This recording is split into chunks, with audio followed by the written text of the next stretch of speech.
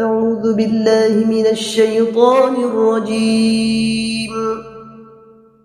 بسم الله الرحمن الرحيم. وإذ أخذنا ميثاق بني إسرائيل لا تعبدون إلا الله وبالوالدين إحسانا وذي القربى واليتامى والمساكين وقولوا للناس حسنا وأقيموا الصلاة وآتوا الزكاة ثم توليتم إلا قليلا منكم وأنتم معرضون. Sadaqallahul Azim. Kita masih menyambung di topik melahirkan generasi Al-Quran. Al-Quran melahirkan generasi Al-Quran. Dalam ayat yang telah dibacakan tadi, bagaimana Allah menyebut wa qulu linnasi husna, yang bermaksud Allah suruh cakap kita baik-baik dengan semua orang. Wa qulu linnasi husna, maknanya kat sini kita perlu berlaku adil kepada semua orang. Tak boleh kita pilih-pilih orang-orang tertentu untuk kita hormat dan sebagainya.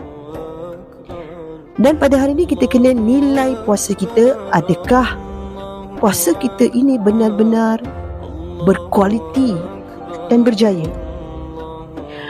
Sebab itu kalau kita nak semak balik, tanda puasa kita berjaya adalah yang pertama, kita rasa lebih sabar dalam setiap tindakan kita. Yang kedua, kita kurang nak marah, tak cepat merenting, dan sentiasa menjadi orang yang berfikir dulu sebelum nak marah. Yang ketiga, mudah memaafkan.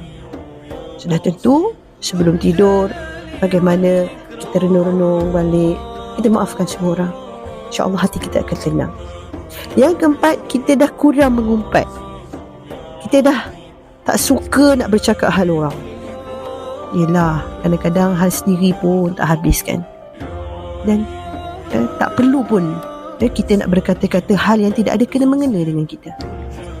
Dan yang seterusnya, hati kita ada lebih lembut sedikit. Hati kita lebih lembut.